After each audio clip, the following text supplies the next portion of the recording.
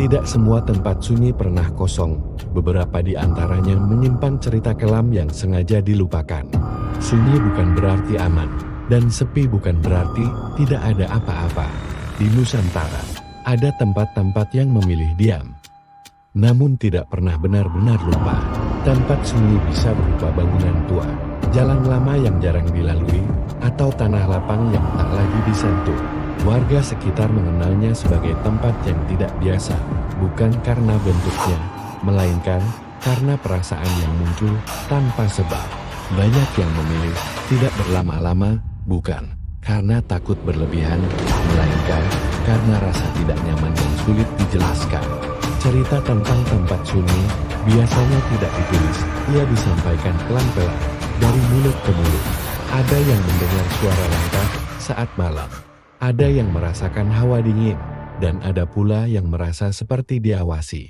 Warga percaya tempat ini pernah menjadi saksi peristiwa kelam, peristiwa yang menyisakan jejak emosi, bukan sekadar ingatan. Tidak semua cerita boleh dibicarakan sembarangan. Di beberapa daerah, nama tempat sunyi bahkan jarang disebut, bukan karena tabu, tetapi karena rasa hormat. Masyarakat percaya, mengingat kembali peristiwa kelam tanpa adab, hanya akan mengundang hal-hal yang tidak diinginkan. Saat malam tiba, tempat sunyi terasa berbeda, suara alam melemah, angin bergerak pelan, dan waktu seakan melambat.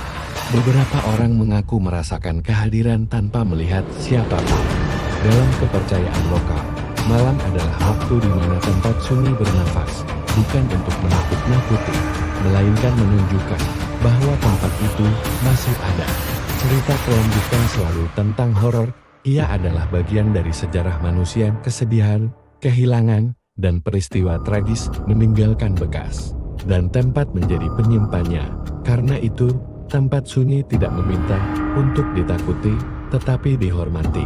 Mungkin kamu pernah melewati tempat sunyi dan merasa tidak nyaman. Bisa jadi, itu bukan ketakutan, melainkan isyarat bahwa kamu sedang berada di tempat yang menyimpan cerita lebih tua dari ingatan.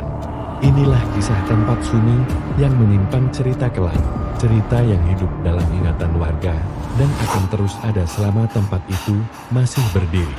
Jika kamu menyukai cerita misteri Nusantara, subscribe channel ini dan dengarkan kisah lainnya.